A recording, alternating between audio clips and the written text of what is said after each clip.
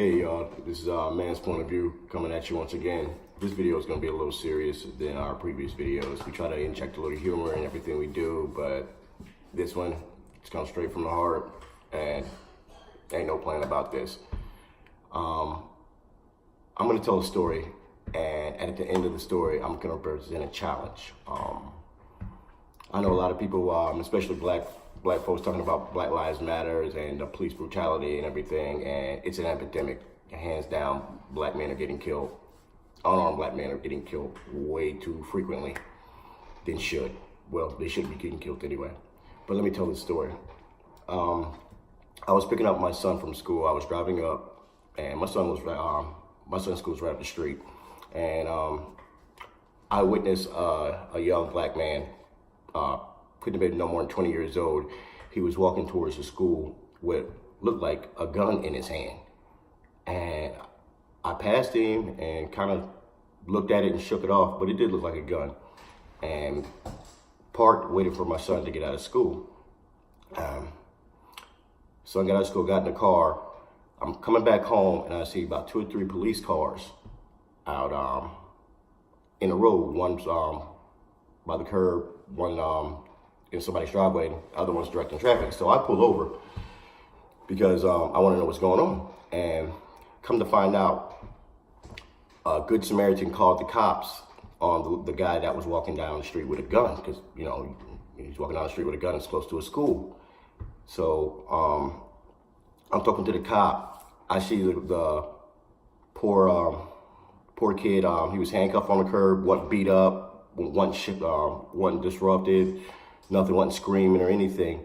And the cop told me what happened. They pulled up, they assessed the situation, and they got the kid in handcuffs with no incident, set him down, and talked to him. Come to find out, the kid was mentally challenged.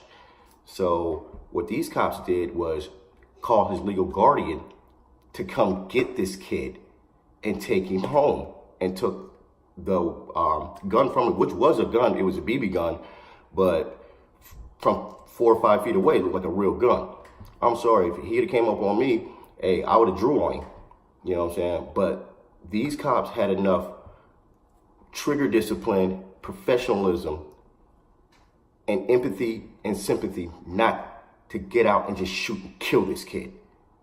They got there, they assessed the situation, they neutralized the threat without beating this kid up, without shooting him, tasing him, batoning him, stomping him out.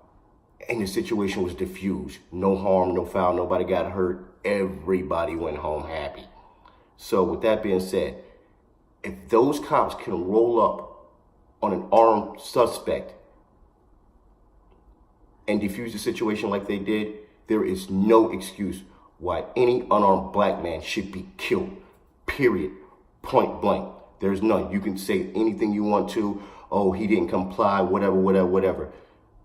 Richmond County police officers in Augusta, Georgia, found a way to disarm a black man without even hurting him, let alone shooting him, hurting him. Why can't you other cops do that? Why can't Richmond County lead? Richmond County right now is leading by example. They're setting a bar because they're exercising professionalism, sympathy. Whoever's training those cops are training them damn good. And everybody could take some notes off the pages of their manual. So the challenge is to the rest of the police departments. You ain't got to shoot. You ain't got to shoot armed suspects, let alone unarmed. So what's y'all excuse? With that being said, I want to give big shouts out to Augusta, Georgia, Richmond County Police Department.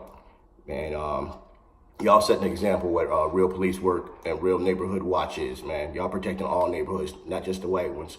You're protecting the black ones, the green ones, the brown ones. And we really appreciate that. And for the rest of y'all, hey, step y'all game up when it comes to killing black folks out here, because you ain't got to. With that being said, this is just a man's point of view. I'm out.